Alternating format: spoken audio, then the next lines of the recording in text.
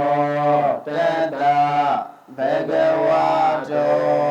Arahato Dhamma Sambuddhassa. Namo Tata Bhagavato Arahato Dhamma Sambuddhassa. Namo Tata Bhagavato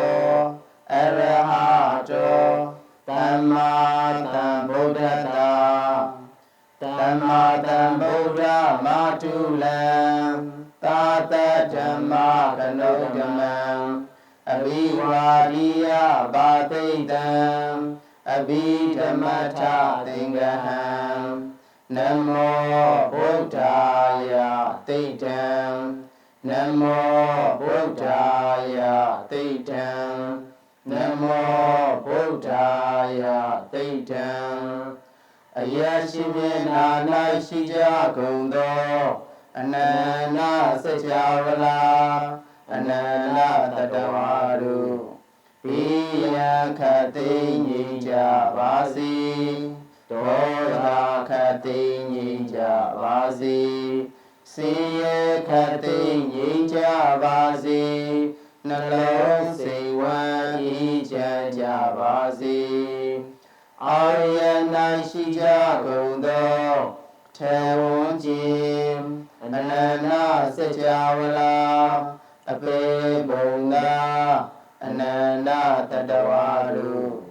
Piya Kati Nija Vasi Dora Kati Nija Vasi Siya Kati Nija Vasi Nalo Sewa Ija Javasi Atayana Shija Kundo Tewonjim Anana Sajavala Anana Napyamaru Piya Kati Nija Vasi Dora Kati Nija Vasi Siya Kati Nija Vasi Nalo Sewa Ija Javasi Yeni Abhidhamma Tidana Rogo Nayuti Chaja Kundo Dhamma Mesui Abondo Ni Ile Mi Irita Dwi Shija Kundo Mie Apogo Abondo Dile Viya Kati Nija Vasi Dora Kati Nija Vasi Siya Kati Nija Vasi Nalo Sewa Ija Javasi Dadu Dadu Dadu. Nautaku Vipa say a jing has an apago, ye drop yamare. Vipa sura a Jose. Vipa say a jim are a shiba, no? A jail Shipya line, the mammy, a chain leather over, no? Vipa sura a Jose. A Jose is Rajanoroa. A chance they fit a kuduri, akuduri, maparo. A Joe that debate. A jumbo, a Jorio, no Jimesoin. Ima. Say she's a good Yana said about Barama, we best say the Luba meters or a colon for Jam. I tell my she, we bet you know Shahame. I could do the Jam, the Chinese Jam too, testing Razamalo. We best say so a Joe, the Ma Joe, we best say the Mishula. I say the Midema Shide, I say the Ma. I could allow we best say Konaba, I could allow we best say Shipa. He Sangaba the we best say. That's the Indima. I say to Mabana Bayam, we will say Sangabayam. Can now I go Sinji me? He must say Mahawiba say God Shipayam. How we know? Be you bow we will say God, Mahaba, Dima, Apia only. Are you bow we will say God, Liba? To a jello made or Dima, Po Leba, so that we will say Liba and Matoyabu, a jesura, Pose, Nasene, Tropiame. How we know? Ajamo we will say a jello to our media, sir. You drop your message, we will say Ma, Akutala, we will say Konaba, အာဟိကုတလဝိဘတ်စိတ်၈ပါးမဟာဝိဘတ်စိတ်၈ပါးယူပါဝိဘတ်၅ပါးအာယူပါဝိဘတ်၄ပါးနော်ဖို့စိတ်အားဖြင့်20ဆိုတော့စုစုပေါင်း52ပါးအကျဉ်းဆိုရင်တော့ဝိဘတ်စိတ်က36ပါးရှိတယ်ဓမ္မမိတ်ဆွေများနော်အကျဉ်းမို့လို့သူကဖို့စိတ်ကိုနော်ဓမ္မမိတ်ဆွေများ20နဲ့တွက်လိုက်တာဓမ္မမိတ်ဆွေများအကျဉ်းဆိုရင်အကျဉ်းဖို့စိတ်၄ပါးပဲရှိမယ်သူကအကျဉ်းနဲ့တွက်တော့ဖို့စိတ်20နဲ့တွက်တာ၄ပါးနဲ့တွက်မယ်ဆိုရင်ဝိဘတ်စိတ်အကျဉ်း36ပါးသူကအကျဉ်းလို့မေးတာ52ပါးရအောင်နော်အာကုတလဝိဘတ်စိတ်အာယကုတလဝိဘတ်စိတ်မဟာဝိဘတ်စိတ်ယူပအာယူပဝိဘတ်စိတ်နဲ့ဖို့စိတ်20ပေါင်း52ပါးအဲကြောင့်တော့ဝိဘတ်စိတ်လို့မေးရဆိုတော့ကျွန်တော်တို့ကစိတ်အားလုံးထဲမှာပဲကြက်เนาะကျွန်တော်တို့ကြည့်ပြီးတော့စဉ်းစားပေးရမယ်ဝိဘတ်စိတ်ဆိုရင်အာကုသိုလ်ထဲမှာမရှိဘူးအာယစိတ်ထဲမှာဆိုရင်အာကုတလဝိဘတ်စိတ်နဲ့အာယကုတလဝိဘတ်စိတ်ရှိမယ်ပြီးရင်အောက်ထပ်ဆင်းမဲ့မဟာဝိဘတ်စိတ်ရှိမယ်သူ့အောက်ထပ်ဆင်းမဲ့ယူပဝိဘတ်စိတ်ရှိမယ်5ပါးထပ်သွားမယ်ဆိုရင်အာယုပဝိဘတ်စိတ်4ပါးလောကုတ္တရာမှာအကျယ်ဆိုတော့ဖို့စိတ်20နဲ့တွက်ပေးရမယ်အကျဉ်းဆိုရင်တော့ဖို့စိတ်4ပါးနဲ့ပဲတွက်ပေးရမယ်အကျဉ်းဆိုရင်36ပါးအကျယ်မို့လို့52ပါးဖြစ်သွားတာဒါလေးတွေကဓမ္မမိတ်ဆွေများစဉ်းစားတတ်အောင်လေးဓမ္မမိတ်ဆွေများပြောတာပါနော်အရှင်းမှာကျွန်တော်ပြောရတယ်ပထမမှာကျွန်တော်တို့ကဝိဘတ်စိတ်တွေပြောရတယ်မဟာဝိဘတ်စိတ်တွေပြောရတယ်နောက်ပြီးတော့လောကုနော်မဂုတ်စိတ်တွေပြောရတယ်ပြီးရင်လောကုတ္တရာစိတ်တွေပြောရတယ်ဒီမှာကာမတောပနာစိတ်လေးတွေကြံသေးတယ်နော်ကာမတောပနာဆိုတာကောင်းမွန်တင့်တယ်သောစိတ်ကောင်းမွန်တင့်တယ်တဲ့စိတ်ဆိုတော့အကုသိုလ်စိတ်ပါနိုင်လားအကုသိုလ်စိတ်တွေမပါတော့ဘူးအာဟိစိတ်တွေရောပါနိုင်လားအာဟိစိတ်လည်းမပါနိုင်ဘူးဘာဖြစ်လို့လဲဆိုတော့ကာမတောပနာစိတ်59ပါးကိုဖော်ပြပါဆိုတော့ဒီမှာအကုသိုလ်စိတ်တွေမှာအကုသိုလ်စိတ်နဲ့အာဟိစိတ်စုစုပေါင်းကိုဘယ်လိုခေါ်သေးလဲဆိုတော့အတောပနာစိတ်လို့ခေါ်တယ်ကာမတောပနာဆိုတာကောင်းမွန်တင့်တယ်သောစိတ်ဆိုတော့အောက်ကကုသိုလ်စိတ်တွေနဲ့ပဲဇန်စိတ်တွေမက်စိတ်တွေနဲ့ပဲတွက်ရမှာဓမ္မပစ္စည်းမှာဒါကြောင့်မို့ကာမတောပနာစိတ်59ပါးကိုဖော်ပြပါဆိုတော့ကျွန်တော်တို့ဘယ်ကနေစဉ်းစားရလဲဆိုတော့အတောပနာစိတ်30ကိုဖယ်လိုက်ပေါ့ကျန်တာကာမတောပနာစိတ်ပေါ့နော်ကာမတောပနာစိတ်အကျဉ်းက59အကျယ်ကနော်61ရှိတယ်ဒီမှာကျွန်တော်ကသူကအကျဉ်းနည်းနဲ့မေးတာကာမတောပနာစိတ်59ဖော်ပြပါဆိုတော့ကာမဝဆရာစိတ်ကနေစကြည့်ရမယ်ကာမဝဆရာစိတ်က24ပါးယူဘဝရစိတ်က15ပါးအာယုဘဝဆရာစိတ်က12ပါးဟုတ်ပြီနော်အကျဉ်းနဲ့တွက်မယ်ဆိုရင်လောကုတ္တရာစိတ်အကျဉ်း10ပါးဒါလေးကိုပြောတာကာမတောပနာစိတ်တင့်တယ်ကောင်းမွန်သောစိတ်ဆိုတော့မိတ်ဆွေများ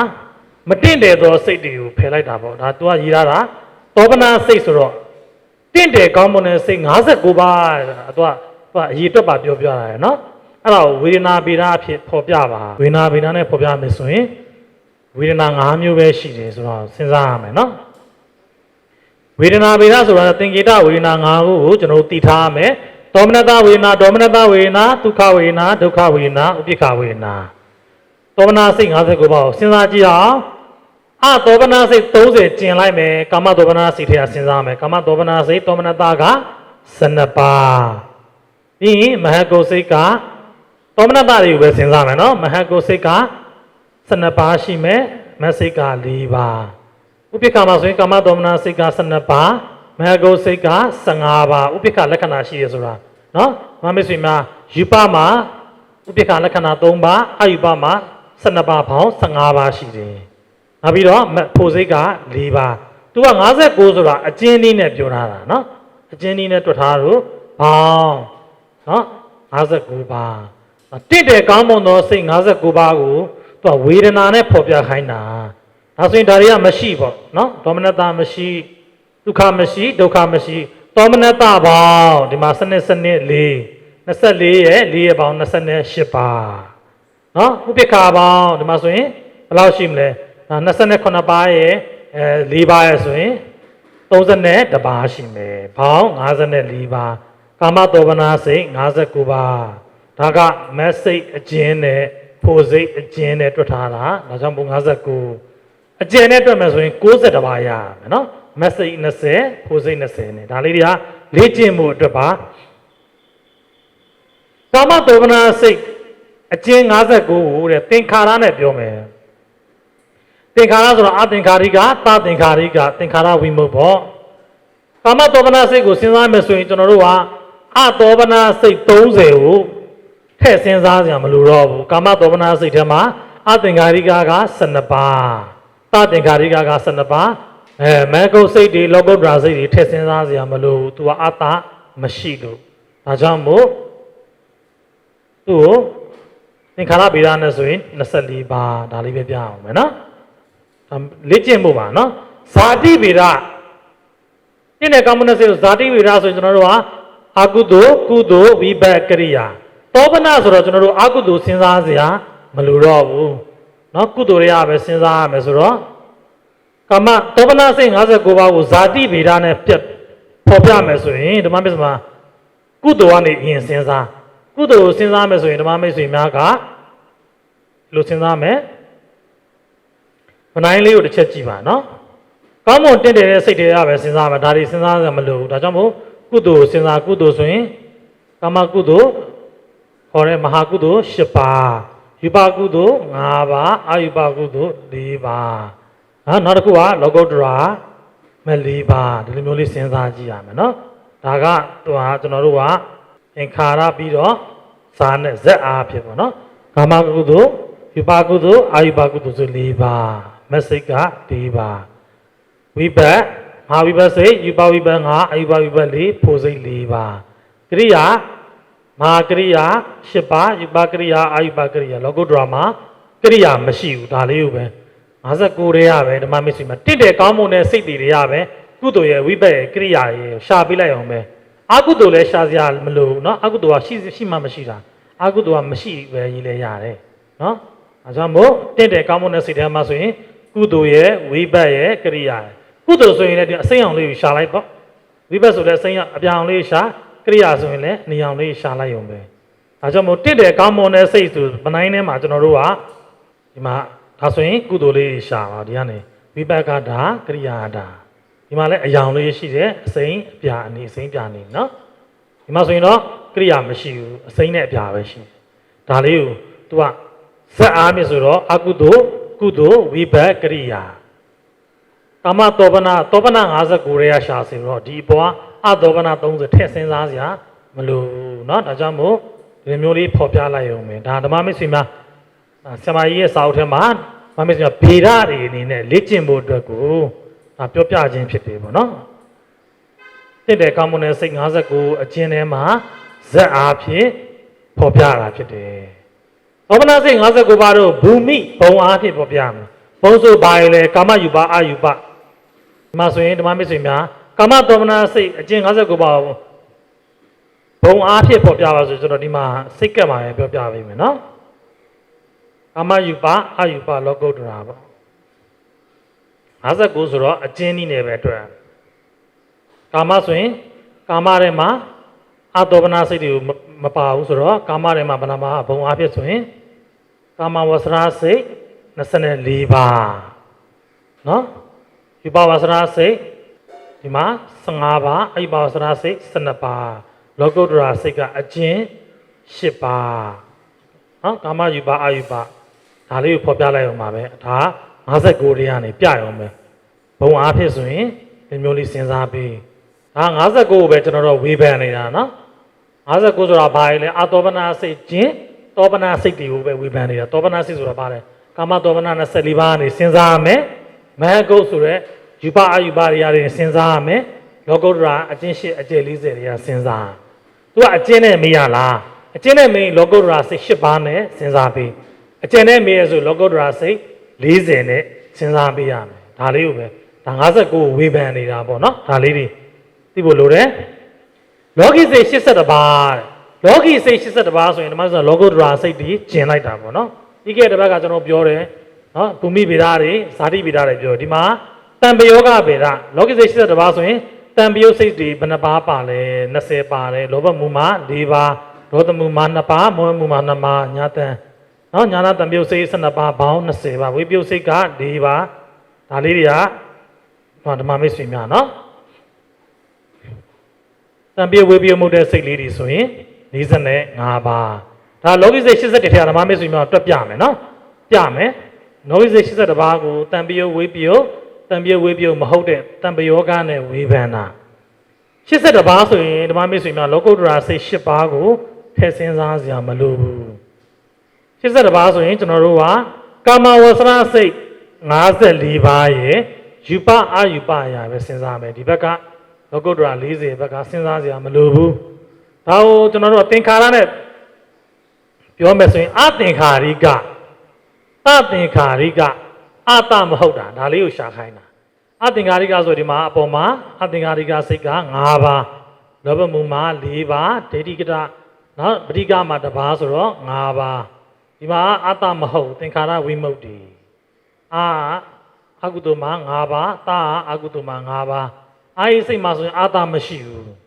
နော်ဗျနော်ကာမတောမနာဆိုမှာအာက12ပါးအပေါ်4ပါးအလယ်4ပါးအောက်4ပါးဒီမှာဆိုရင်သာဒီမှာ4ပါး4ပါး4ပါးနော်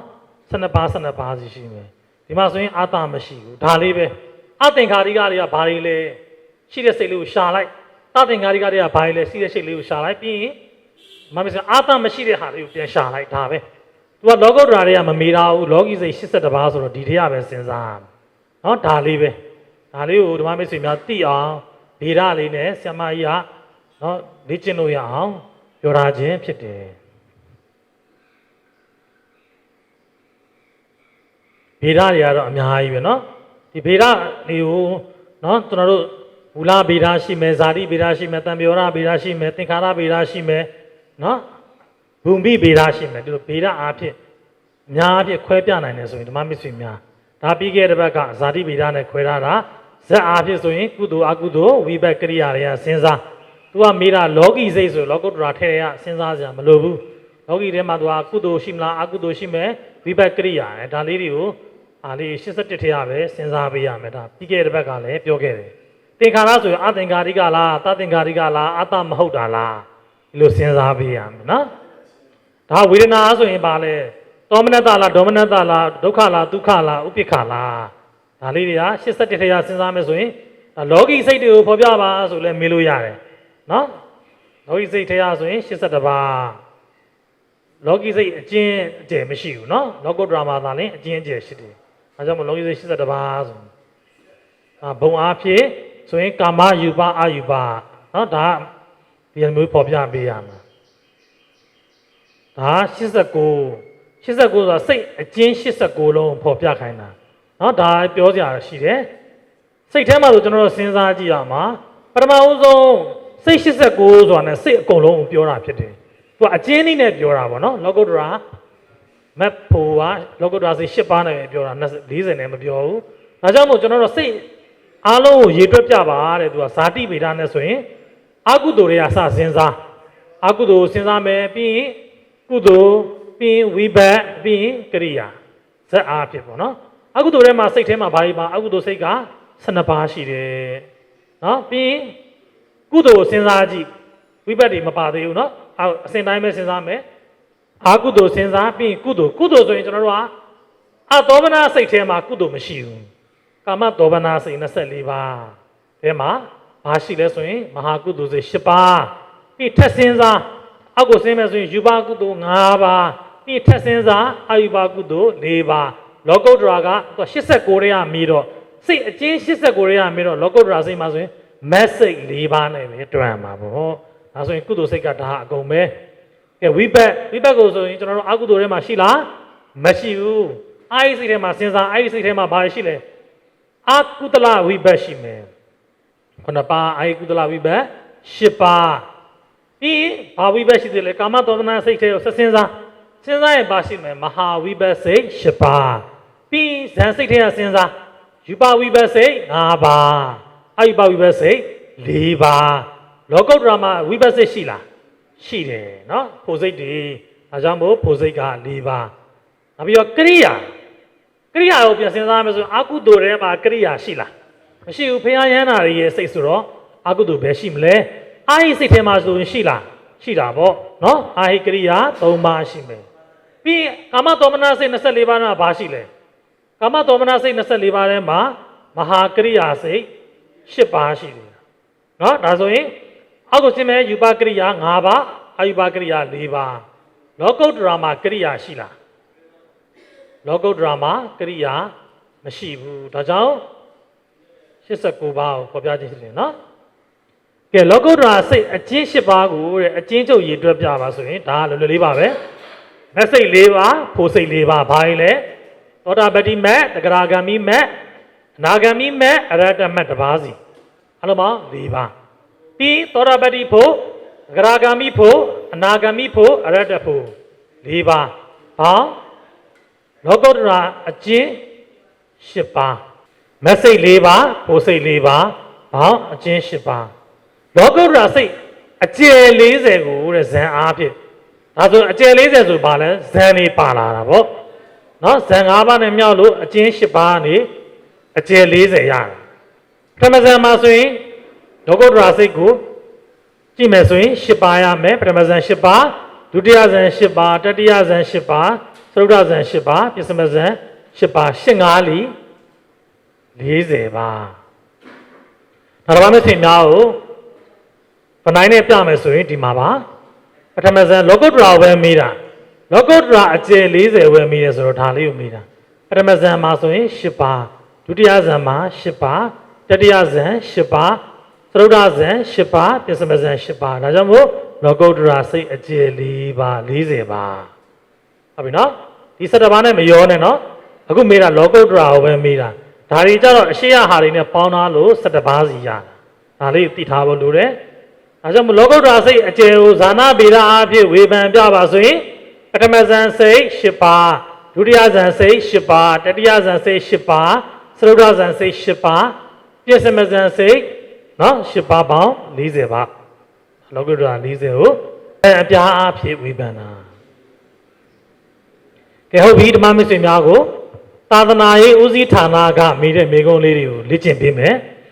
ဒီနေ့ကကျွန်တော်ကသင်ခန်းစာတွေကနောက်ဆုံးရောက်လာပြီဆိုတော့ဓမ္မမစ္စေများကိုမိကုံးလေးတွေဘယ်လိုဖြေရမလဲဘယ်လိုလုပ်ရမလဲလေးဓမ္မမစ္စေများကိုကျွန်တော်ထပ်ပြီးတော့ရှင်းပြပေးမယ်နော်သာသနာရေးမိကုံးဟောင်းတွေမှာရည်ထားတယ်ဒါလေးကိုဓမ္မမစ္စေများမိကုံးလေ့ကျင့်လေးကိုလုပ်တဲ့အခါမှာကျွန်တော်တို့မိကုံးရဲ့သဘောတရားတွေကိုနားလည်ရင်မိကုံးမှာဒီစာတွေကိုဘယ်လိုမေးတက်လဲဘယ်လိုသဘောထားတွေရှိလဲဘယ်လိုဖြေပေးရတယ်ဆိုတော့ကျွန်တော်တို့ကအသိရတာပေါ့နော်ဓမ္မမစ္စေများအရှိမလဲဆရာမကြီးကအရှိမဘယ်လိုမိကုံးတွေမေးတယ်ဘယ်လိုဖြေရလဲဆိုတာလေးပြောပြပေးတယ်နော်ဓမ္မမစ္စေများဒီဖနိုင်းလေးကိုတစ်ချက်ကြည့်ပါ projector လေးကိုကြည့်ပါနော်နံပါတ်1မှာဘယ်လိုမေးရလဲဆိုတော့ရိုးရိုးလူတို့ထက်ထူးခြားသောမဟကုတ်စိတ်ပေါင်းမြည်များရှိသည်ကိုရေတွက်ဖော်ပြပါတဲ့1982ခုနှစ်ကမေးတာကြာပြီနော်ရိုးရိုးလူတို့ထက်တာမန်လူတွေထက်ထူးခြားတယ်တာမန်လူတွေထက်ထူးခြားတဲ့ဒီပုံကိုယ်ရဲ့ဉာဏ်ထက်တဲ့ပုံကိုယ်တွေပေါ့ဓမ္မမစ္စေမှာကျွန်တော်ပြောမှုတယ်လေဇံရနိုင်တဲ့ပုံကိုယ်တွေသည်တာမန်ပုံကိုယ်တွေထက်ပိုပြီးထူးခြားတယ်ဒါကြောင့်မို့မဟကုတ်စိတ်တွေပေါ့နော်ဒီမှာရည်ထားတယ်မဟကုတ်စိတ်ပေါင်းမြည်များရှိသည်ကိုရေတွက်ပြပါနော်ဒါကြောင့်မဟကုတ်စိတ်တွေတဲ့မြည်များရှိသည်နည်းဆိုရင်ကျွန်တော်တို့ဘယ်လိုဖြစ်မလဲဆိုရင်မဟကုတ်စိတ်ပါယူပဝဆရာစိတ်15ပါးအာယူပဝဆရာစိတ်12ပါးပေါင်း28ပါးရှိပါသည်ဒီမှာပါရိုးလူတွေထက်ပို၍ထူကြတယ်မြင့်မြတ်တဲ့စိတ်တွေယူပဝဆရာစိတ်15ပါးအာယူပဝဆရာစိတ်12ပါးပေါင်းလောကီဇန်စိတ်28ပါးဖြစ်ပါသည်ဒါပဲဒါလေးပေါ်ပြရအောင်မယ်နော်ဒီမိကုံးလေးကဒါဇန်စိတ်ပေါင်းပညာရှိသနည်းဆိုတာဖော်ပြတာနော်သူကမဟကုတ်လို့မေးတာဇန်စိတ်ပေါင်းဆိုရင်ကျွန်တော်68ပါးရဲ့ဖြေရမယ်သူကမဟကုတ်ဆိုတော့ကျွန်တော်တို့ကနော်ဓမ္မမစ္စေများမဟကုတ်စိတ်တွေဆိုတော့သူကယူပအာယူပလည်းပဲဖော်ပြရတယ်ဒါကြောင့်မို့28ပါးကိုဖော်ပြရပြီပေါ့နော်ကဲနံပါတ်2ကိုစဉ်းစားကြည့်ရအောင်လောကီစိတ်82ပါး၌လောကီစိတ်တွေဘယ်နှပါးရှိလဲ82ပါး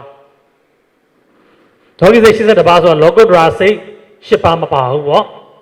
ကာမဝါစရာစိတ်54ပါးယူပဝါစရာစိတ်15ပါးအာယူပဝါစရာစိတ်12ပါးတွေကပြောတာလောကီစိတ်82ပါးကိုကုသိုလ်ဝိပတ်ကရိယာမိများရှိကြောင်းသင်္ချာမြပေါ်ပြပါတဲ့သင်္ချာမြဆိုအရေးအတွက်လေးပဲပေါ်ပြအောင်မယ်လောကီစိတ်82ပါးထဲမှာဆိုရင်ကျွန်တော်တို့ကကုသိုလ်ဘယ်လောက်ရှိလဲကုသိုလ်ဆိုကျွန်တော်စဉ်းစားကြည့်အောင်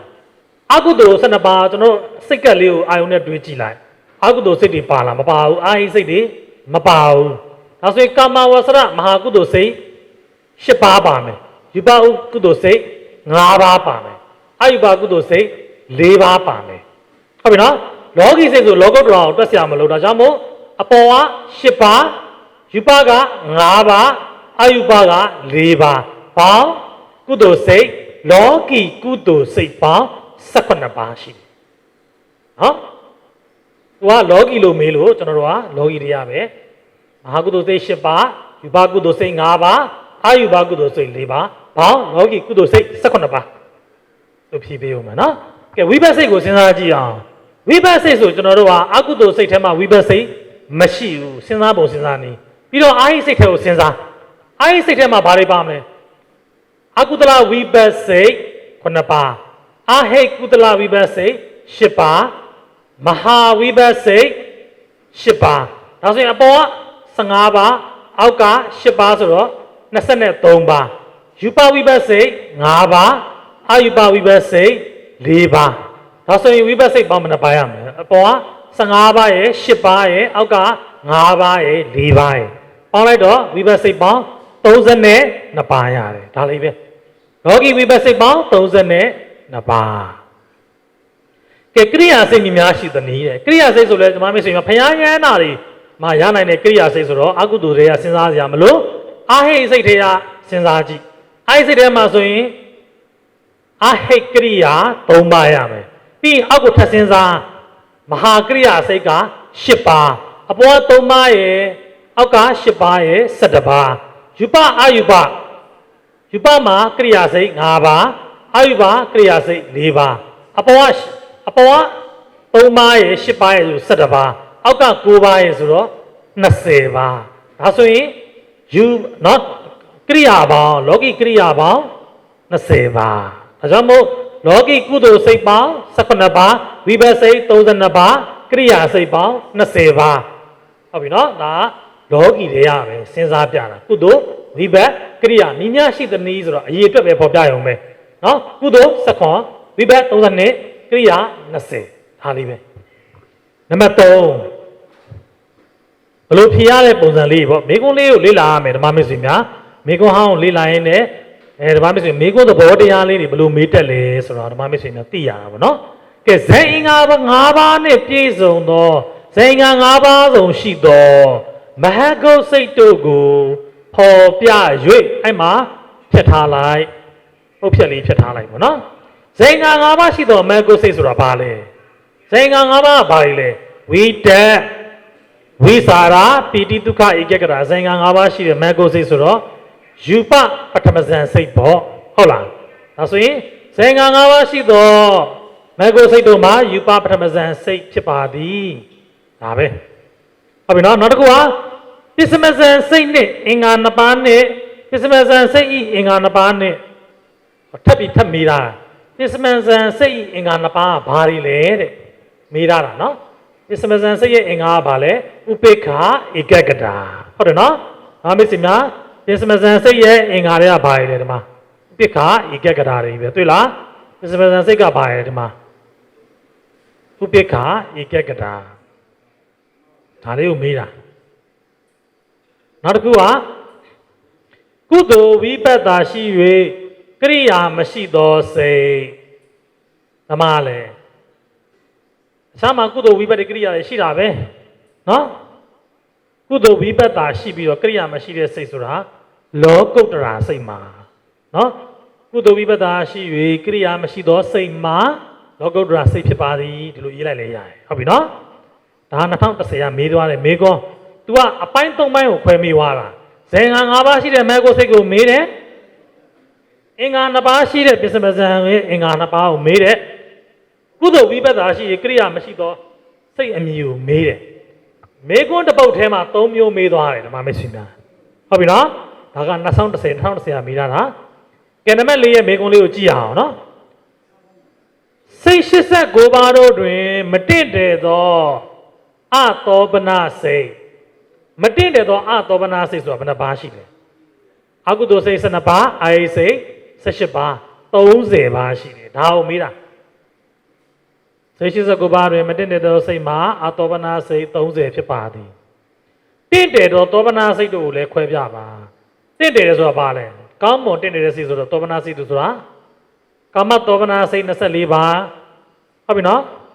ယူပါစိတ်15ပါးအာယုပါစိတ်12ပါးလောကုတ္တရာစိတ်အကျဉ်း8အကျယ်40 59ပါးလည်းရတယ်အကျယ်ဆိုရင်60နဲ့တပါးဒီလိုဖြစ်ပြီးလို့ရင်သူကအကျဉ်းကျယ်လို့မမီတာဘူးမတင့်တယ်တော့အာသောပနာစိတ်30ကိုဖော်ပြပြီးရင်တင့်တယ်ကောင်းမွန်တဲ့စိတ်ဆိုတော့59ပါးလည်းရတယ်60ပါးလို့လည်းဖော်လို့ရတယ်เนาะအတူတူပဲနံပါတ်5လေးကိုကြည့်အောင်เนาะစိတ်ကိုအကျဉ်းအကျယ်နီးခွဲရတဲ့အကုသိုလ်စိတ်နဲ့အကုသိုလ်စိတ်နဲ့အကျဉ်းကျယ်ရှိပါသလားတဲ့အကုသိုလ်စိတ်မှာ12ပါးเนาะလောဘမှုစိတ်10ပါးဒေါသမှုစိတ်2ပါးမောဟမှုစိတ်2ပါးပဲရှိတယ်သူ့မှာအကျဉ်းကျယ်ဆိုလို့မရှိပါဘူးဒါကြောင့်မို့မရှိပါဘောဟုတ်ပြီเนาะအကျဉ်းကျယ်ရှိသောစိတ်တို့ကိုလည်းဤသည့်စိတ်ဒီအကျဉ်းကျယ်ကွဲပါသနည်းတဲ့အကျဉ်းကျယ်ကွဲတဲ့စိတ်တွေကဘာလဲလောကုတ္တရာစိတ်ဟောဒါလေးပဲလောကုတ္တရာစိတ်ဒီကျဉ်းကျယ်ရှိတယ်နံပါတ်6လူပုံ၌ဖြစ်သောကာမစိတ်တို့ကိုဖော်ပြ၍တစ်ဖြတ်လိုက်လူပုံ၌ဖြစ်တဲ့ကာမစိတ်ကိုကာမဝဆရာစိတ်ဟုတ်ပြီနော်ကာမဝဆရာစိတ်54ပါးဒါကိုဖော်ပြပြီးရင်စိတ်တို့ကိုဝေဒနာဗေဒဖြစ်ဖော်ပြပါသူထပ်ပြီးဖော်ပြဗေဒနဲ့လာပြီဓမ္မမစ္စည်းမှာနော်ကာမဝဆရာစိတ်54ပါးကိုဝေဒနာနဲ့ဖော်ပြခိုင်းတာဟုတ်ပြီနော်ဓမ္မမစ္စည်းမှာကာမဝဆရာစိတ်54ပါးဘာလဲဓမ္မမစ္စည်းမှာတွက်ကြည့်ရအောင်နော်နားလေဝေဒနာလေးနဲ့ဆိုရင်ဒီမှာတစ်ချက်ကြည့်လိုက်ပါကာမဝဆရာစိတ်54ပါးကိုဝေဒနာလေးနဲ့ပြောဆိုတော့ဒီအပေါ်ပိုင်းလေးကိုဝေဒနာနဲ့ဖော်ပြခိုင်းတာပေါ့နော်ဝေဒနာကို5ပါးပဲကြည့်လိုက်တယ်ကာမဝဆရာစိတ်54ပါးကိုသူကဝေဒနာဗေဒနဲ့ဖော်ပြခိုင်းတာဝေဒနာဒါမင်းကုန်းထဲမှာရှိတော့အရင်တော့လည်းတွက်ပြဘူးပါရယ်နော်ဝေဒနာဆိုရင်ဘာရှိမလဲသောမနတဝေဒနာဒေါမနတဝေဒနာဥပိ္ပခဝေဒနာဒုက္ခဝေဒနာဒုက္ခဝေဒနာတွေပဲရှိမယ်သူကကာမဝဆရာစိတ်ဆိုတော့ကာမဘုံမှာဖြစ်တဲ့စိတ်တွေကိုဖော်ပြခိုင်းတာဒါဆိုရင်အကုသိုလ်စိတ်ထဲရမယ်ကျွန်တော်စဉ်းစားကြည့်အကုသိုလ်စိတ်ထဲမှာဆိုရင်ဘာရရှိမလဲသောမနတလောဘမှုသောမနတ4ပါးလောဘမှုသောမနတ4ပါးရှိမယ်ဟုတ်ပြီနော်သောမနတတွေကိုပဲစဉ်းစားကြည့်အောင်အာယိစိတ်ထဲမှာစဉ်းစားကြည့်မယ်အာယိကုသလဝိဘတ်မှာဥပိ္ပခသောမနတတန်တိရဏလေးတစ်ပါးရှိတယ်အာယိကုသလဝိဘတ်မှာတစ်ပါးအာယိကုသလဝိဘတ်မှာတစ်ပါးရှိတယ်သောမနတတန်တိရဏလေးတစ်ပါးရှိတယ်နောက်တစ်ခုကအာဟိကရိယာသောမနတဟာတိတုပ္ပလေးတစ်ပါးရှိတယ်ပြီးရင်အောက်မှာကာမတောပနာစိတ်24ပါးဆိုရင်သောမနတကာမတောပနာစိတ်ထဲမှာ12ပါးရှိမယ်ဒါလေးကိုဖော်ပြပေးရုံပဲဓမ္မမစ္စည်းမှာနော်ဒါဆိုရင်ဘယ်လောက်ရှိရလောမှုစိတ်ဆို6ပါးရဲ့12ပါးရဲ့ဆိုရင်18ပါးဒါပဲသောမနတကာမစိတ်54ပါးဝေဒနာဗေဒနဲ့ဖော်ပြတော့သောမှုဒီလောက်သူ့ရေးတွက်လေးရေးပြဘောင်းသောမနတ18ပါးဒေါမနတဘယ်နှပါးရှိဒေါမနတကဒေါမနတ2ပါးပဲရှိတယ်ဒေါမနတက2ပါးဟုတ်ပြီနော်ဥပိ္ပခဘယ်နှပါးရှိလဲစဉ်းစားကြည့်အောင်ဒါဒုက္ခတစ်ပါးဒုက္ခတစ်ပါးဒါလေးကသိပြီးသားနေမယ်နော်အာဟိထဲမှာဒုက္ခတစ်ပါးဒုက္ခဥပိ္ပခကိုစဉ်းစားကြည့်မယ်ဥပိ္ပခမှာဆိုလောဘမှုမှာဆိုရင်လောဘမှုမှာ4ပါးရှိမယ်ဒေါသမှုမှာစဉ်းစားနောက်ပြီးတော့မောဟမှုမှာရှိမယ်မောဟမှုမှာဥပိ္ပခနော်ဒိဋ္ဌိကတနဲ့ဥဒိစ္စနဲ့ဝိသိကိစ္စနှစ်ခုရှိမယ်နော်။ညာမောဟမှုမှာ2ပါးပြီးအာယိစိတ်ထဲမှာစဉ်းစားလိုက်လုံးပြီးပဲပြောလိုက်တော့မယ်နော်။အာယိစိတ်ထဲမှာဆိုရင်သောမနတကအာယိကုသလအကုသလဝိဘတ်မှာ6ပါးအာယိကုသလဝိဘတ်မှာ6ပါးပြီးရင်အာယိကရိယာမှာ2ပါးဆိုတော့14ပါးပြီးရင်ကာမတောပနာအောက်ကကာမတောပနာထဲမှာဥပိ္ပခက12ပါးပေါင်းကြည့်လိုက်ဓမ္မမစ္စည်းများဒါဆိုဘယ်နှပါးရမလဲ26ရယ်28ရယ် 32ပါးရမယ်ဟုတ်ပြီနော်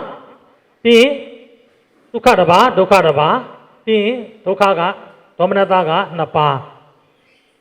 ဒါလေးပဲကာမဝဆရာစိတ်54ပါးကိုဝေဒနာဗေဒလေးဖော်ပြအောင်ဒေါမနတ18ပါးဒေါမနတ2ပါးနောက်ပြီးတော့ဥပ္ပခာ32ပါးဒုက္ခတစ်ပါးဒုက္ခတစ်ပါးဒါလေးပဲဒါလေးမျိုးပဲဖော်ပြရင်ရပြီဓမ္မမိတ်ဆွေများနော်ဒါကိုမေကွန်းသဘောတရားဖြစ်ကိုကဖြည့်တတ်ဖို့လိုတယ်နော်ဝေဒနာဗေဒဆိုရင်ဝေဒနာ5ပါးလေးကကြည့်ရမယ်ဒါလေးမျိုးတွေပေါ့နော်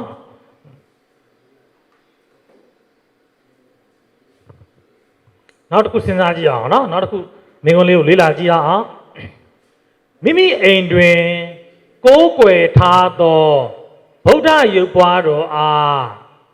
အိမ်မှာရှိတဲ့ကိုးကွယ်ထားတဲ့ဗုဒ္ဓရုပ်ပွားတော်အားအကျိုးသိမြင်အကျိုးကိုလည်းသိမြင်တယ်ကံကံကြီးအကျိုးကိုသိတယ်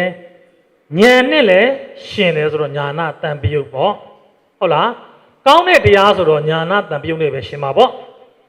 အကုသိုလ်ဆိုရင်တော့ဒိဋ္ဌိကတတန်ပြုတ်ပေါ့အခုကတော့ဗုဒ္ဓရုပ်ပွားတော်ကိုအကျိုးသိမြင်ဉာဏ်နဲ့လည်းရှင်တယ်ဆိုတော့ဉာဏတန်ပြုတ်ပေါ့နေ့စဉ်ဘုရားရှိခိုးတော့ဗုဒ္ဓဘာသာဝင်တို့၌ဖြစ်ခွင့်ရှိသမျှမဟာကုသိုလ်စိတ်တို့တပါးစီဖြည့်ဆိုပါဖြစ်ခွင့်ရှိသမျှဆိုတာလေးလိုင်းတာနော်ဓမ္မမိတ်ဆွေများဖြစ်ခွင့်ရှိသမျှဆိုရသမျှပြောပြရမယ်မဟာကုသိုလ်စိတ်10ပါးတို့တပါးစီဖြည့်ဆိုပါတဲ့နော်10ပါးထဲမှာကျွန်တော်တို့ကတပါးပါးနဲ့မရနိုင်ဘူးလားဒါပေမဲ့ तू က10ပါးထဲမှာမှ तू ကဉာဏ်နဲ့ရှင်တယ်ဆိုတော့ကျွန်တော်တို့4ပါးပဲရမယ်ဒါလေးကိုပြမယ်နော်ဓမ္မမိတ်ဆွေများကောင်းကျိုးလည်းသိမြင်တယ်ဘုရားရှင်ရဲ့ရုပ်ပွားတော်ကိုဉာဏ်နဲ့ရှင်ပြီးတော့သိတယ်အကျိုးကိုလည်းသိတယ်ဆိုတော့မဟာကုသိုလ်တွေကပဲစဉ်းစားဉာဏတန်ပြုတ်တရားစဉ်းစားအဲဆိုရင်သောမနတတာကိုဉာဏတန်ပြုတ်အသင်္ကာရိကဖြစ်မယ်သောမနတတာကိုဉာဏတန်ပြုတ်သသင်္ကာရိကဖြစ်မယ်ဥပေက္ခတာကိုဉာဏတန်ပြုတ်အသင်္ကာရိကဖြစ်မယ်ဥပေက္ခတာကိုဉာဏတန်ပြုတ်သသင်္ကာရိကဖြစ်မယ်ဒီ၄ပါးပဲဖြစ်မှာပေါ့သူမေးတဲ့သဘောလေးကဒါပဲနော်ဖြစ်ခွင့်ရှိသမျှစိတ်တို့ကိုဆိုရင်လည်းရေးပြပါဆိုရင်တပါးစီရေးပြလိုက်ပေါ့ဒီ၄ပါးနော်နံပါတ်၈တင်းညိုကျမ်းတွင်ပရမတ်ဟူသောစကား၏အဓိပ္ပာယ်ကိုရှင်းလင်းရေးသား၍တဲ့ပရမတ်ဟူသောစကားကဘာလဲပရမတ်ဆိုတာအရှိမသင်ခဲ့တဲ့မဖောက်မပြန်ဘူးမှန်ကန်တဲ့မဲ့မြတ်တဲ့သဘောနော်ဒါလေးကိုပရမတ်တရားလို့ခေါ်ပါတယ်နော်စာပြေသူ၏မိမိခန္ဓာကိုယ်၌ပရမတ်အစစ်တရားနဲ့မြင်များရှိသည်ကိုလည်းထုတ်ပြပါပရမတ်တရားတွေကဘာလဲစိတ်စေတသိက်ယုတ်နိဗ္ဗာန်ကျွန်တော်မှနိဗ္ဗာန်မှမရနိုင်သေးတာဒါကြောင့်မို့စိတ်ရဲ့စေတသိက်ရဲ့ယုတ်ရဲ့ကျွန်တော်မှရှိတဲ့ပရမတ်တရားတွေဆိုရင်စိတ်စေတသိက်ယုတ်လို့ဖြစ်ပေးအောင်မယ်နော်နံပါတ်9ကိုစဉ်းစားကြည့်မယ်နော်သတ္တဝါတို့ဤတဏ္ဍာ၌မိမောတွေ့ဝေမှုကြောင့်ဖြစ်တတ်သောအကုသိုလ်စိတ်များကိုကောက်ပြ၍မိမောတွေ့ဝေတယ်ဆိုတာဘာဖြစ်လဲမောဟဝင်နော်အဲကြောင့်မို့အကုသိုလ်တွေကဘာလဲဆိုရင်ဩဒိသနဲ့ဝိသိကိစ္စပေါ့မမစင်ပါနော်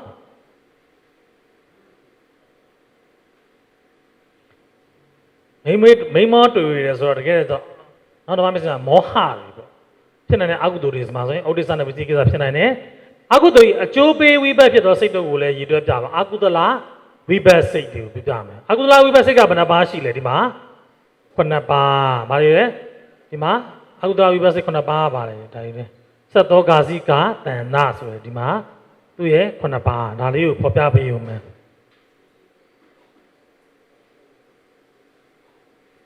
နံပါတ်10ဟာယခုခေတ်ဗတ်စုံမောမှန်ရေးတို့၌တဲ့လူမျိုးသားဘာသာဝင်များကအလူငွေများကိုထဲ့ဝင်ခြင်းသည်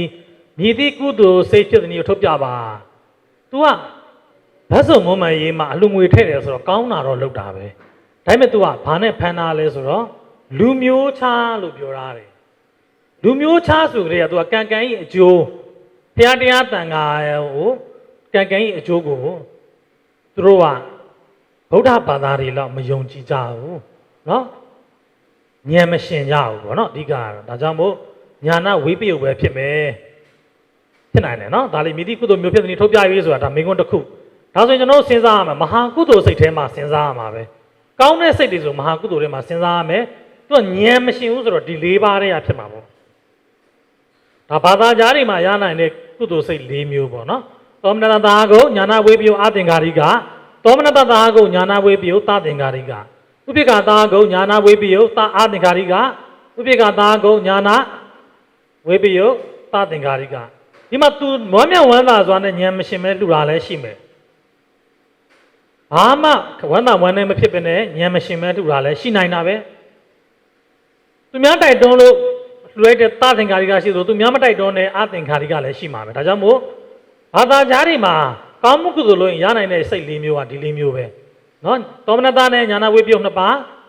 ဥပိ္ပခာနဲ့ညာနာဝိပယုတ်2ပါးဒီ၄ပါးပဲရနိုင်တယ်ဒါလေးကိုဖြည့်ပေးအောင်ပဲဒီစိတ်လေးတွေကိုဖြည့်ပေးအောင်ပဲခုနပြောသလိုတခုချင်းစီယူတွက်မယ်ဆိုရင်သောမနတသဟာကိုညာနာဝိပယုတ်အသင်္ကာရိကမဟာကုသိုလ်စိတ်1ပါးသောမနတဟာကိုညာနာဝိပယုတ်သသင်္ကာရိကမဟာကုသိုလ်စိတ်1ပါးဥပိ္ပခာသာကိုညာနာဝိပယုတ်အသင်္ကာရိကမဟာကုသိုလ်စိတ်1ပါးဥပိ္ပခာသာကိုညာနာဝိပယုတ်သသင်္ကာရိကမဟာကုသိုလ်စိတ်1ပါးပေါင်း၄ပါးရနိုင်ပါသည်ဒီ၄ပါးတွေက1ပါးရနိုင်ပါသည်ပေါ့ဒီလိုမျိုးလေးဖြည့်ပေးအောင်မယ်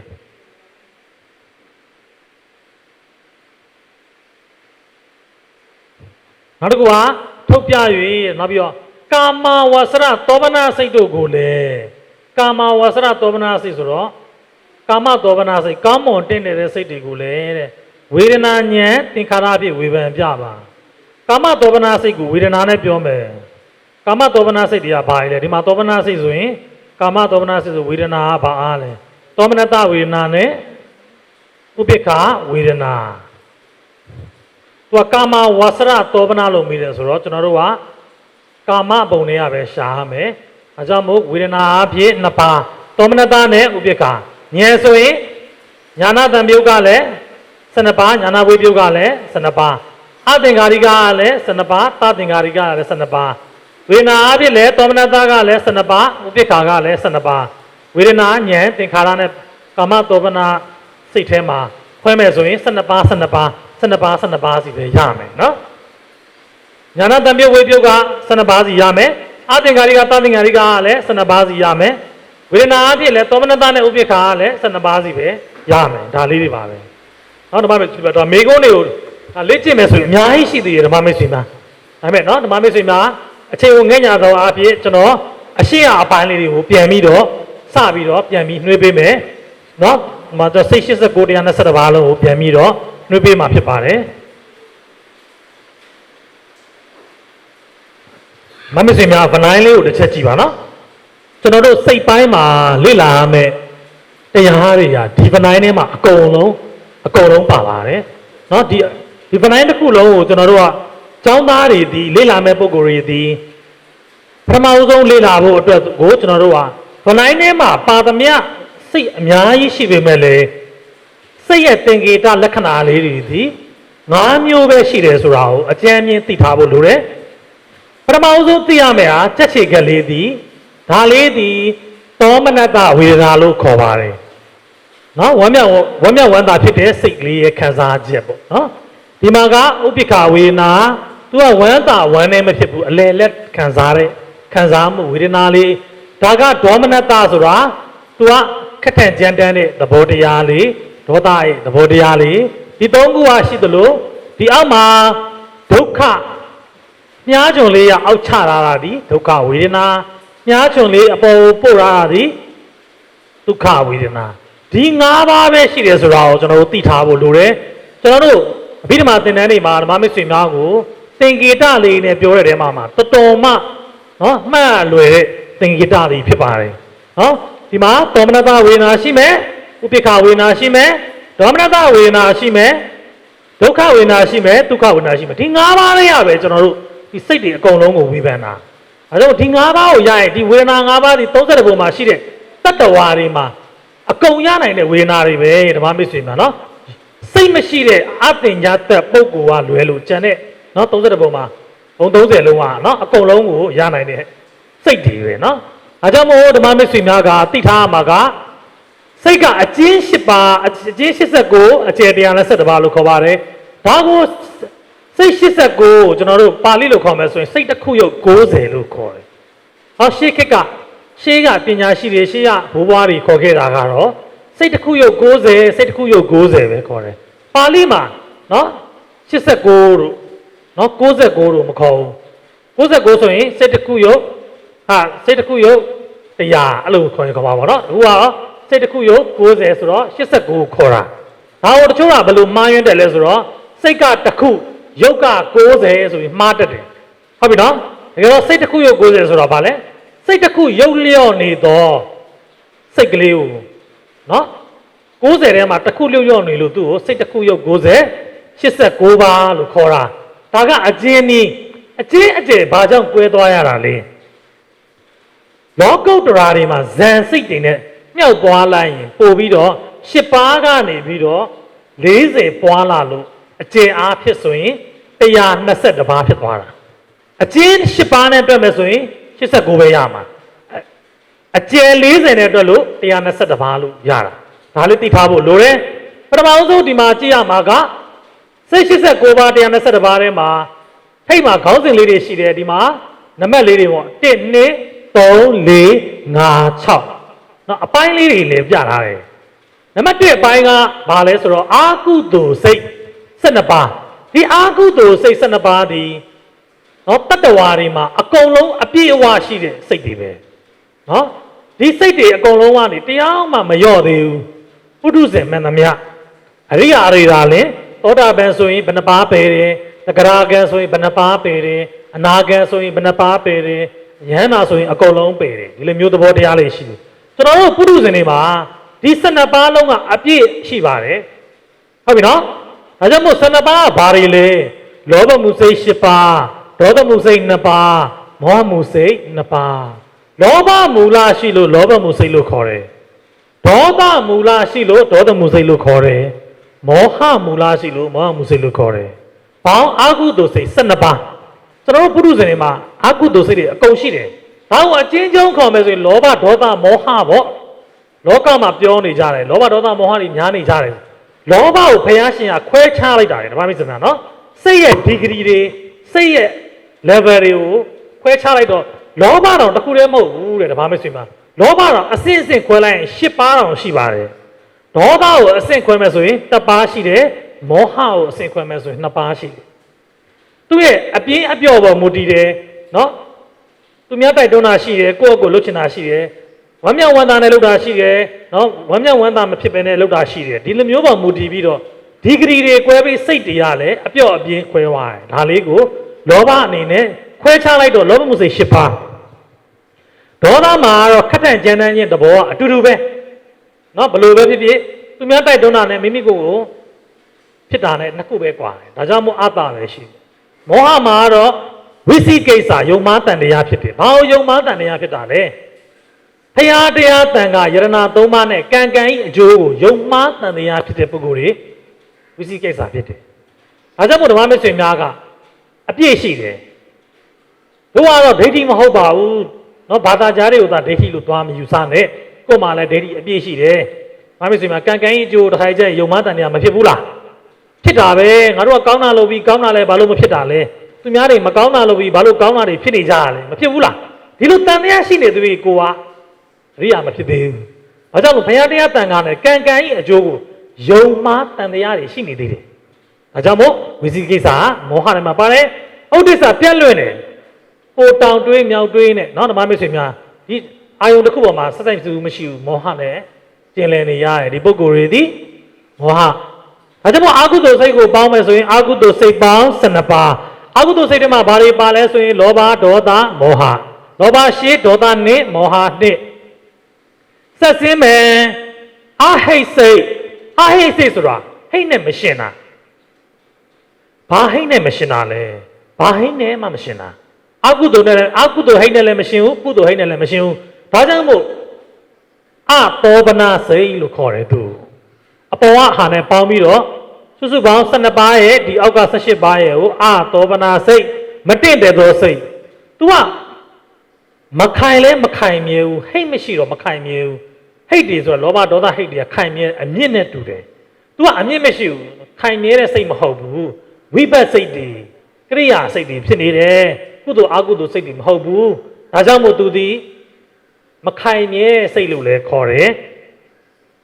အာဟိတ်စိတ်လို့လည်းခေါ်တယ်ဒီထဲမှာပါတယ်ဆို၃ပိုင်းပါတယ်အကုသိုလ်ရဲ့အကျိုးပေးတွေပါတယ်ခုနှစ်ပါးရှိတယ်ကုသိုလ်ရဲ့နော်အားနည်းတဲ့ကုသိုလ်တွေရဲ့အကျိုးလေးတွေ၈ပါးရှိတယ်ဒီဘုရားယန္တာတွေရဲ့နော်ဖြစ်နိုင်တဲ့ဟာတိတုပ္ပရှိတယ်ပြီးပြင်ဆရတာပဇံမနောရတာပဇံဆိုကရိယာစိတ်တွေရှိတယ်ဒါလေးတွေကိုပေါင်းလိုက်ရင်ကာမအတောပနာစိတ်30လို့ခေါ်တယ်မတင့်တယ်တဲ့စိတ်တွေ30ရှိတယ်မကောင်းမွန်မတင့်တယ်သောစိတ်30ပါကဲအောက်ကိုဆင်းမယ်ဆိုရင်ကာမတောပနာစိတ်24ကာမဆိုတာကာမဘုံထဲမှာတောပနာတင့်တယ်ကောင်းမွန်တဲ့စိတ်ဘယ်နှပါရှိတယ်20ရှိတယ်ဘာတွေလဲဆိုရင်မဟာကုသိုလ်စိတ်ရှိမဟာဝိဘတ်စိတ်ရှိမဟာကရိယာစိတ်ရှိကုသိုလ်ဆိုတာအကြောင်းစိတ်တွေဒီဘဝမှာကောင်းတာတွေလုပ်မယ်ပုံညာကရိယာဝတ္ထု10ပါးတွေနဲ့လုပ်မယ်ဒါနသီလဘာဝနာတွေလုပ်တဲ့ဒါကောင်းမှုကုသိုလ်တွေဒီအကျိုးပေးတဲ့ဝိဘတ်စိတ်နဲ့ကျွန်တော်တို့ကနော်မမစ္စည်းမအရင်တိတ်ဘဝလုပ်ခဲ့လို့ဒီဘဝမှာဒီဝိဘတ်စိတ်နဲ့ဒီအကျိုးစိတ်နဲ့လူပြန်ဖြစ်ရတာဒီတော့မှကျွန်တော်ဒီဂရီတွေခွဲသွားတယ်ဉာဏ်ပါတဲ့ပုဂ္ဂိုလ်ရှိမယ်ဉာဏ်မပါတဲ့ပုဂ္ဂိုလ်ရှိမယ်ရှင်းဘဝကကိုကပုပ္ပမုံစအပရစေတနာ3တန်နဲ့ပြဋ္ဌာန်းပြီးတော့လူဖြစ်လာတယ်ဆိုရင်တော့ကျွန်တော်တို့ကဉာဏ်ပါတဲ့ပုဂ္ဂိုလ်၄ဦးတည်းဟာတူဖြစ်မှာပေါ့ရှင်းဘဝကောင်းမှုတော့ပြုခဲ့တယ်ဉာဏ်မရှင်ပဲလူခဲ့ရင်တော့ဒီဘဝမှာကျွန်တော်ဒွိဟိတ်ပုဂ္ဂိုလ်နဲ့နော်ဝိပယုတ်၄ပါးတဲ့ရတဘာဘာနဲ့ပရိသတ်နေရမှာပေါ့ဒီဟာတွေကျတော့အာဟိကုသလဝိပတ်ကျတော့အကျိုးပေးညံ့တဲ့ပုဂ္ဂိုလ်တွေကုသိုလ်တော့လုပ်ခဲ့တယ်ဟိတ်နဲ့တော့မရှင်ခဲ့ဘူးဒါကြောင့်မို့ဇစ္ဆန္နာတို့နော်ဇစ္စာပတိကနော်အကျိုးပေးနေတယ်လူကျိုးလူကန်းနော်နတ်သေးနတ်မွားနတ်ငယ်စားလေးတွေဖြစ်ရတယ်ပဋိသန္ဓေပေါ့သူတို့လည်းသူကတိဘုံတော့ရောက်ခဲ့တယ်ဒါပေမဲ့အကျိုးပေးညံ့တယ်ဒီပုဂ္ဂိုလ်လေးတွေဖြစ်တယ်ဟုတ်ပြီနော်ဒါကတော့မဟာကရိယာစိတ်ကတော့ဖရာယဟန္တာတွေမှာဖြစ်နိုင်တဲ့စိတ်တွေဖရာယဟန္တာတွေကုသိုလ်ပြုတဲ့စိတ်တွေကိုမဟာကရိယာစိတ်လို့ခေါ်တယ်ဒါကြောင့်ကုသိုလ်ဝိဘတ်ကရိယာ10ပါး10ပါး10ပါး24ပါးကာမတောပနာစိတ်24ပါးဒါကကာမဘုံထဲမှာကောင်းတဲ့စိတ်က24ပါးမကောင်းတဲ့စိတ်က30ပါးပေါင်းလိုက်ရင်ကောင်းတာမကောင်းတာနှစ်ခုလုံးကိုပေါင်းလိုက်ရင်ကာမစိတ်ပေါင်း54ပါးလို့လည်းခေါ်တယ်ကာမဆိုလူတွေကမကောင်းတဲ့စိတ်ကိုပဲထင်နေကြတာကာမဆိုတာတကယ်တော့ကာမဘုံ၌များသောအားဖြင့်အဖြစ်များသောတဲ့ဝင်သောကြောင့်ဒီကာမဝဆရစိတ်လို့ခေါ်ပါတယ်ဟုတ်ပြီနော်ကာမဘုံ၌ကျင်လဲကျဆန်းတတ်သောကြောင့်ကာမစိတ်လို့လည်းခေါ်တယ်ကာမဝဆရစိတ်လို့လည်းခေါ်တယ်ကာမစိတ်ဆိုတာလူတွေကနှာခေါင်းရှုံညင်ကြတာမကောင်းတဲ့စိတ်ကြီးပါလားအဲ့လိုမဟုတ်နော်ကာမဂုဏ်အာယုန်တွေရှိတာကာမဂုဏ်အာယုန်တွေရှိတဲ့ဘုံမို့လို့ကာမဘုံလို့ခေါ်တာဒါကြောင့်မို့အမြင်ခေါ်တော့ကာမဘုံကာမဘုံကကာမအာယုန်တွေကဘာတွေလဲယူပါယုံတတ္တာယုံဂန္ဓာယုံရတ္တယုံဟောတ္တပါယုံမြင်နေကြားတယ်နားနေစားတယ်အတွေ့အထိတွေဒီအာယုန်တွေကိုကြိုက်နှစ်သက်လို့ဒီပုဂ္ဂိုလ်တွေကဒီဘဝမှာကျင်လည်ရတာဒါကြောင့်မို့ကာမဘုံလို့ခေါ်တယ်ဒီအာယုန်တွေကိုမကြည့်ပဲเนาะမနိုင်မကြိုက်နှစ်သက်ပဲနဲ့ဘာမစီမှာဇန်တွေကိုပဲစူးစိုက်ကျင့်မယ်เนาะဇန်တရားတွေကျင့်မယ်ဆိုရင်တော့ကာမဘုံတွေကိုမလိုလားတဲ့ပုဂ္ဂိုလ်တွေကဇန်တွေကျင့်ရင်ဘာရမလဲဇန်တွေရမယ်ဘာဇန်တွေရမလဲမမဆွေများယူပဇန်တွေရမယ်ယူပဇန်ဆိုတာရုပ်တွေနာမ်တွေရှိတဲ့ဘုံအာယူပဇန်ဆိုတာကတော့ရုပ်မရှိပဲနာမ်ကြီးတက်တက်ရှိတဲ့ဘုံရုပ်တွေနာမ်တွေရှိတဲ့ဘုံကဒီမှာ16ဘုံရှိတဲ့ထဲမှာသူကစိတ်ပါတယ်ယူပဝါစရစိတ်ကရှိနိုင်တာက16ဘုံထဲမှာအတ္တညာတဲ့ဗြဟ္မာတစ်ခုကိုကျင်လိုက်တဲ့အခါကျတော့16ဘုံထဲမှာ15ဘုံပဲရတယ်ဆိုတော့ယူပဝါစရစိတ်15ပါးပဲရတယ်เนาะတပားကရုပ်ကြီးပဲရှိလို့စိတ်မရှိလို့ကျွန်တော်တို့ကဒီစိတ်တွေသင်နေရတဲ့အတွက်ကြောင့်စိတ်ပါတဲ့ဘုံကိုဖယ်လိုက်တယ်ယူပ16ဘုံမှာယူပစိတ်15ဘုံပဲဖော်ပြတယ်ဒါကြောင့်မို့ယူပဝဆရာစိတ်15ပါးအယူပ4ဘုံဆိုတာရုပ်ကိုမုံပြီးတော့ကျင့်တဲ့အကျင့်ဇန်တွေကိုကျင့်တဲ့အခါမှာရုပ်တွေကိုမုံတယ်ရုပ်တွေကြောင့်ဒုက္ခဖြစ်တဲ့နံเนาะဒီအားကြောင့်မို့နံကိုနံရုပ်ကိုယုံမုံတဲ့အကျင့်ကိုကျင့်တဲ့အခါကျတော့ရုပ်မရှိပဲနံကြီးတက်တက်ပြမာသွားဖြစ်တယ်ဒါကြောင့်မို့အာယူပ4ဘုံဟာဒီမှာအာယူပစိတ်ပေါင်းအလုံးပေါင်း12ပါးရှိတယ်ဒီအားလုံးပေါင်းကိုဘယ်လိုခေါ်သေးလဲဆိုတော့လောကီဇန်လို့ခေါ်ကြတယ်လောကီဇန်ဒီဘယ်နှပါးရှိလဲ29ပါးဘာလို့လဲယူပါဝဆရာစိတ်15ပါးအာယူပါဝဆရာစိတ်12ပါးပေါင်းလောကီဇန်စိတ်29ပါးနောက်တစ်မျိုးခေါ်မယ်ဆိုရင် မြင့်မြတ်သောသူတို့ရဲ့ရရှိတဲ့စိတ်ကမဟတ်ကုတ်စိတ်29ပါးလို့လည်းခေါ်တယ်။ဆောင်းဝမှာနော်လောကီဇန်စိတ်လို့မမေးဘဲနဲ့မဟတ်ကုတ်စိတ်လို့မင်းလည်းဖြစ်တတ်ရမယ်။ဒါမဟတ်ကုတ်စိတ်ဆိုဒီမှာယူပါနဲ့အာယူပါနှစ်ခုပေါင်းတာကိုမဟတ်ကုတ်စိတ်မဟတ်ကုတ်စိတ်တွေကဘာတွေလဲပထမဇန်3ပါးဒုတိယဇန်3ပါးတတိယဇန်3ပါးစရုဒ္ဓဇန်3ပါးပစ္စမဇန်3ပါးဒါပေမဲ့ပစ္စမဇန်3ပါးဆိုယူပါရရပဲတွက်လို့ပေါ့နော်တကယ်တော့ပစ္စမဇန်ကအလုံးပေါင်း15ပါးရှိတယ်အာယူပါရောတွက်မယ်ဆိုရင်15ပါးယူပါရရပဲတွက်တယ်ဆိုတော့နော်ဒီမှာ3ပါးရှိပဲ3 5လီ15ပါးရှိတယ်ပထမဇန်ရဖို့အတွက်ကဘာတွေကိုကျင့်ရလဲဇန်အင်္ဂါတွေနဲ့ကျင့်ရတယ်ဘာတွေလဲဝိတဝိစာရာပိတိဒုက္ခဧကဂရဇန်အင်္ဂါ5ပါးနဲ့ကျင့်ရတယ်နော်ဒုတိယဇန်ရဖို့ကျတော့ဇန်အင်္ဂါ5ပါးမလို့တော့4ပါးနဲ့ပဲကျင့်ရတယ်ဝိတက်ကိုကျင့်ဝိစာရာပိတိဒုက္ခဧကဂရဇန်အင်္ဂါ4ပါးနဲ့ကျင့်ဒုတိယဇန်ရဒုတိယဇန်စိတ်တွေဖြစ်တယ်နော်အပြီးတော့ဝိတက်ဝိစာရာမပါဘဲနဲ့ပိတိဒုက္ခဧကဂရဇန်အင်္ဂါ3ပါးနဲ့ကျင့်တတိယဇန်စိတ်ဖြစ်တယ်3ပါးပြီးရင်ဒီမှာသရုဒ္ဓဇန်ကြတော့ဝိတဝိစာရပီတိနော်မပါဘဲနဲ့ဒုက္ခဧကဂရဇန်က2ပါးနဲ့ကျင့်လို့သရုဒ္ဓဇန်စိတ်3ပါးရတယ်ပစ္စမဇန်လေးကြတော့ဥပိ္ပခာဧကဂရဇန်က2ပါးနဲ့ကျင့်လို့သူကပစ္စမဇန်ရတယ်ဒါကြောင့်မို့ယူပါဝဆရစိတ်တွေအလုံးပေါင်း15ပါးရတယ်ဒီထဲမှာဒီနှစ်ခုလေးရထူကြရတယ်ပေါ့နော်ဒီမှာသောမနတတွေကြီးပဲဖြစ်တယ်ဒီမှာဥပိ္ပခာလေးဖြစ်တယ်ဒါလည်းထူကြရတယ်နှစ်ခုရှိတယ်အော်ဒီမှာသောမနတတွေဘာလို့ပါလဲဒီမှာဒုက္ခဧကဂတာပိတိဒုက္ခဧကဂတာနော်ဒီမှာပိတိဒုက္ခဧကဂတာဒီမှာဒုက္ခဧကဂတာဒုက္ခနဲ့ပိတိနဲ့သဘောချင်းကအတူတူပဲဓမ္မမစ္စည်းမှာချမ်းသာတဲ့သဘောချင်းသောမနတနဲ့အတူတူပဲဒါကြောင့်မို့သင်္ကေတလေးတွေဒီတူတူဖြစ်နေတာဒီမှာကျတော့ဥပိ္ပခာကျတော့တသက်ဖြစ်နေတယ်ဥပိ္ပခာဧကဂတာဒါကြောင့်မို့ယူပါဝဆရာစိတ်15ပါးအာယူပါသူကကျတော့ဇန်နဲ့သွားတာဇန်အင်္ဂါနဲ့သွားတာပထမဇန်ဒုတိယဇန်တတိယဇန်သရုဒ္ဓဇန်ပစ္စမဇန်ဆိုပြီးဇန်နဲ့သွားတာသူကကြတော့အာယူပါကြတော့သူကကြတော့အာယုံနဲ့သွားတာနော်ဘာအာယုံလဲပြဉ္ညာအာယုံတွေပေါ့သူကတော့အာဂါတနေသာယနာဆိုတာအာဂါတကောင်းကင်ပြဉ္ညာကိုအာယုံပြုတာကောင်းကင်ပြဉ္ညာနော်ကောင်းကင်ပြဉ္ညာကိုအာယုံပြုပြီးတော့ဖြစ်တယ်စိတ်တွေကြဝိညာဉ်နေသာယနာကြတော့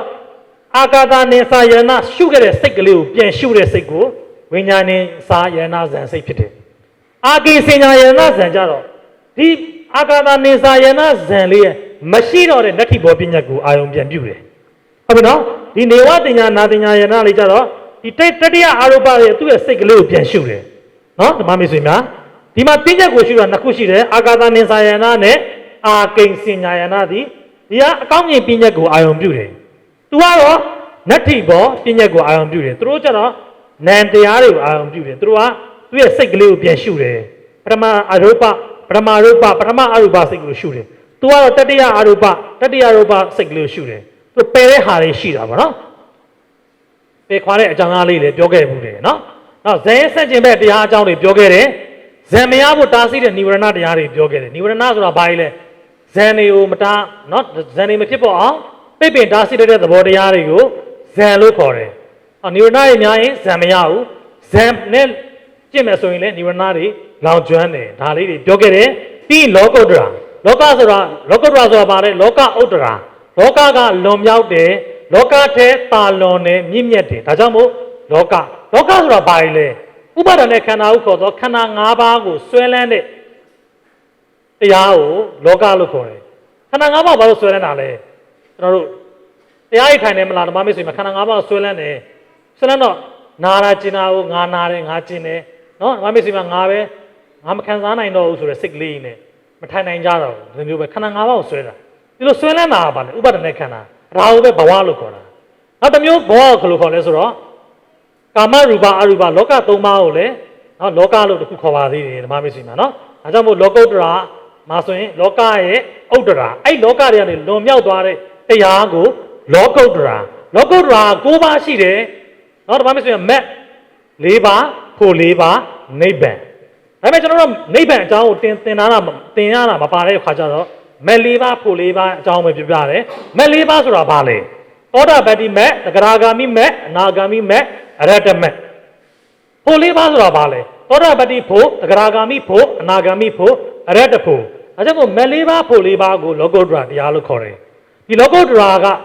နော်လောကကနေလွန်မြောက်လာတဲ့တရားတွေပေါ့လောကုတ္တရာအကျင့်အဖြစ်၈ပါးမက်၄ပါးဖို့၄ပါးသောတာပတိမက်တဂရဂံမိမက်နာဂံမိမက်အရဟတမက်အစိမ်းအောင်လေးနဲ့ပြတ်ထားတယ်ဖို့ကပါလေဝိပဿစိတ်တွေသောတာပတိဖို့တဂရဂံမိဖို့အနာဂံမိဖို့အရဟတဖို့မက်၄ပါးဖို့၄ပါးကိုလောကုတ္တရာစိတ်အကျဉ်း၈ပါးလို့ခေါ်တယ်ဒါကိုဇန်၅ပါးနဲ့မြောက်မယ်ဆိုရင်လောကုတ္တရာမက်စိတ်20ဖို့20ဖြစ်သွားတယ်ဒါကြောင့်မို့မက်20ဖို့20ဒါကြောင့်မို့ဓမ္မမက်စိတ်များစိတ်အကျယ်120ပါးပြားသွားတယ်ဆိုတာဒီ40နဲ့မြောက်လိုက်လို့120ပါးဖြစ်လာရှစ်နဲ့နော်ရှစ်နဲ့ပေါင်းမယ်ဆိုရင်ဓမ္မမက်စိတ်များ89ပဲရမယ်သူက40နဲ့ပေါင်းလိုက်လို့ဓမ္မမက်စိတ်များ120ပါးရတာဒါကြောင့်မို့စိတ်အကျဉ်းကျယ်ရှိနိုင်တာပါလေဒီလောကုတ္တရာစိတ်ထဲမှာပဲစိတ်အကျဉ်းစိတ်အကျယ်ဆိုပြီးရှိတယ်ဘာကြောင့်ရှိတာလဲဇန်၅ပါးနဲ့မြှောက်ပွားလိုက်လို့နော်လောကုတ္တရာစိတ်၈ပါးကိုဇန်၅ပါးနဲ့မြှောက်ပွားလိုက်တော့ကြောင့်လောကုတ္တရာစိတ်အကျယ်40ရတယ်ဟုတ်ပြီနော်နောက်ပြီးတော့ဇန်စိတ်ပေါင်းဆိုတာရှိသေးတယ်ဇန်စိတ်ပေါင်းဆိုတာဘာလဲလောကီဇန်နဲ့လောကုတ္တရာဇန်ပေါင်းလိုက်ရင်သူကဇန်ပေါင်းလို့ပထမဇန်စိတ်ပေါင်းဆိုဘယ်လောက်လဲဆိုမေးတယ်အဲဆိုပထမဇန်စိတ်ပေါင်းဆိုလောကီမှာ3ပါးလောကုတ္တရာမှာ8ပါးပေါင်းပထမဇန်စိတ်ပေါင်း17ပါးလောကီရဲ့လောကုတ်ရဲ့နှစ်ခုပေါင်းလိုက်ရင်ပထမဇန်စိတ်17ပါးဒုတိယဇန်စိတ်ပေါင်းဆိုရင်ဒုတိယဇန်မှာလောကီမှာ3ပါးလောကုတ္တရာ8ပါးပေါင်း17ပါးတတိယဇန်လောကီ3ပါးလောကုတ္တရာ8ပါး17ပါးသုဒ္ဓဇန်လောကီမှာ3ပါးလောကုတ္တရာ8ပါး17ပါးပြစ္ဆမဇန်မှာထူးကြတယ်ပြစ္ဆမဇန်ဆိုဇန်စိတ်ပေါင်းဆိုရင်လောကီမှာဇန်က15ပါးလို့ပြောရမယ်။ဘာကြောင့်လဲဆိုတော့အယူပါမှာ12ပါးရှိတယ်ယူပါမှာ3ပါးရှိတယ်လောကီဇန်စိတ်မှာပြစ္ဆမဇန်စိတ်မှာဆိုရင်15ပါးဒီမှာက8ပါးရှိတယ်ဘောင်း23ပါးဒါကြောင့်မို့ရှိသမျှဇန်စုစုပေါင်း69ပါးဒါဆိုဇန်စိတ်ပေါင်းအလုံးပေါင်း68ပါးလို့ခေါ်တယ်သူကတီးတဲ့မင်းလည်းရတယ်သောတာပတိမက်မှာဆိုရင်ပရမဇန်စိတ်ဘယ်လောက်ရှိလဲနော်၄ပါးဒုတိယဇန်၄တတိယဇန်၄ဒါနော်တဂရဂံမိမတ်ဆိုလဲတဂရဂံမှာဆိုလဲပရမဇန်၄ပါးအနာဂံမှာဆိုရင်ပရမဇန်၄ပါးနော်သောတာပန်ဆိုနော်မမစိမအရဟတမက်ဆိုမှလဲ၄ပါးလူပဲနော်ဖို့မှာလဲ၄ပါးစီပဲရမယ်မက်၄ပါးဖို့၄ပါးတခုချင်းစီမင်းမယ်ဆိုရင်ပေါ့နော်သောတာပတိမက်သောတာပတိမှာဆိုရင်ဒီမှာလို့ရှိမယ်ပေါ့နော်ဓမ္မမက်စိများဒါဆိုရင်မက်စိတ်၄ပါးမက်စိတ်20မှာဆိုရင်သောမနတစိတ်ပေါင်းဘယ်လောက်ရှိလဲလူမျိုးမေးတတ်တယ်နော်ပိုစိတ်20မှာဆိုရင်သောမနတဘယ်နှပါးရှိလဲဒါဆိုရင်20ထဲမှာသောမနတပေါင်းလိုက်ပြီဆိုဘယ်လောက်ရှိမလဲဟာ4 5လီ4 4လီ16ပါးသောမနတ16ပါးဥပိ္ပခာ2ပါးဒါပေါ့ဒီမှာဆိုရင်ပိုစိတ်20ထဲမှာသောမနတဘယ်နှပါးရှိလဲမေးတတ်တယ်ဒါဆိုရင်သောမနတ16ပါးဥပိ္ပခာ4ပါးလောကုတ္တရာဇန်စိတ်40ထဲမှာသောမနတစိတ်ပေါင်းဘယ်လောက်ရှိလဲဆိုရင်ဒီ40ထဲမှာနှစ်ခုပေါင်းထဲမှာသောမနတစိတ်ပေါင်းဘယ်လောက်ရှိလဲအားမျိုးစီမှာဒါဆိုရင်ဒီမှာ8 4လီ32ပါးရှိတယ်ဒီလိုမေးတတ်တယ်နော်နောက်တစ်ခုကလောကုတ္တရာစိတ်အကျယ်40ထဲမှာဥပိ္ပခာစိတ်ပေါင်းဘယ်လောက်ရှိလဲဆိုရင်မက်4ပါးဖို့4ပါး8ပါးရှိတယ်ဒီလိုမျိုးလေးတွေမေးတတ်တယ်ဓမ္မမျိုးစီမှာလောကုတ္တရာထဲမှာအမေးများတတ်တယ်ဒါလေးတွေပဲနောက်ဓမ္မမျိုးစီမှာအဲကြောင့်မို့ဓမ္မမျိုးစီများရဲ့စိတ်ပိုင်းလေ့လာတဲ့အခါမှာအဓိကပြောချင်တာကတော့ဒီစိတ်ကက်ကြီးကိုဓမ္မမျိုးစီများအလွတ်ရအောင်လုပ်ရမယ်စာမွေးဖြစ်ရင်လည်းမမိတ်ဆွေများရဲ့စာရွက်ထဲမှာအကျန်းစာရွက်ထဲမှာဒီစိတ်သင်္ကေတလေးတွေကိုချရေးထားဖို့လိုတယ်ဖြေတဲ့အခါမှာစဉ်းစားကြမလို့ပဲနဲ့တစ်ခါတည်းဓမ္မမိတ်ဆွေအဖြေထုတ်လို့ရတယ်နော်ဓမ္မမိတ်ဆွေများစိတ်ပိုင်းကိုလေ့လာပြီးတဲ့အခါမှာလည်းနောက်ပိုင်းမှာဒီတက်ပို့ပြီးအစင့်မြင့်လာတဲ့စေတသိက်ပိုင်းတွေပကိန်းပိုင်းတွေနော်ရုပ်ပိုင်းတွေနော်ကမ္မထမ်းပိုင်းတွေဓမ္မမိတ်ဆွေများဘုံပိုင်းတွေအများကြီးလာအောင်ပါနော်ဒါကြောင့်မို့နောက်ပိုင်းသင်ခန်းစာတွေလည်းဓမ္မမိတ်ဆွေများ17ပါ14လာပါပြီးတော့ဆောင်းမွဲဖြစ်နေတဲ့အထိစူးစမ်းကြပါဓမ္မမိတ်ဆွေများအပေါင်းနော်ဘုရားရှင်ရဲ့သာသနာတော်မှာဘုရားရှင်ဟောကြားခဲ့တဲ့တရားတော်တွေကိုသင်ကြားခွင့်ရလို့ဓမ္မမိတ်ဆွေများနော်လူဖြစ်ရကြလဲလက်ကြပါတယ်နော်ဓမ္မမိတ်ဆွေများအားလုံးပဲစိတ်ချမ်းသာတတ်ကိုချမ်းသာနဲ့ဓမ္မမိတ်ဆွေများစာများကိုဒီမှာတရားများကိုလေ့လာပြီးတော့ပို့ချသင်ကြားပြီးတော့ပြန့်ပွားအောင်ထောက်ပံ့ပေးပါနော်ဓမ္မမိတ်ဆွေများအားလုံးပဲသာသနာရဲ့အထောက်ပံ့များဖြစ်နိုင်ကြပါစေလို့ဓမ္မမိတ်ဆွေများဆုတောင်းရင်းနဲ့ကျွန်တော်ရဲ့စိတ်ပိုင်းသင်ခန်းစာလေးကိုဒီမှာပဲနေကုန်းချုပ်ပြရစီအားလုံးကျေးဇူးတင်ပါတယ်ဗုဒ္ဓဂုဏောအနန္တောဓမ္မဂုဏောအ နန္တောတံဃာကုနောအနန္တောမာတာပိတုကုနောအနန္တောအာစရိယကုနောအနန္တောဟုအနန္တကိုယ်၏ကျေးဇူးရှင်တို့ကိုဝန်ဒီဝန်လာမိယုတိမြတ်တို့လက်ဆုံးမူ၍ရှိခိုးကြောပါ၏အရှင်ဘုရားယနေ့ယခုအဘိဓမ္မာဒေသနာတော်ကိုနာယူတင်ကြားရသောကုသိုလ်ကောင်းမှုတို့၏အဖို့ဘာကတို့ကို၎င်းအာလုံးကြာကြာသည်များအမြအမြအမြယူတော်မူကြပါကုန်လောသာဓုသာဓုသာဓုအာလုံးကြာကြာသည်များအမြအမြအမြယူတော်မူကြပါကုန်လောသာဓုသာဓုသာဓုအာလုံးကြာကြာသည်များအမြအမြအမြယူတော်မူကြပါကုန်လော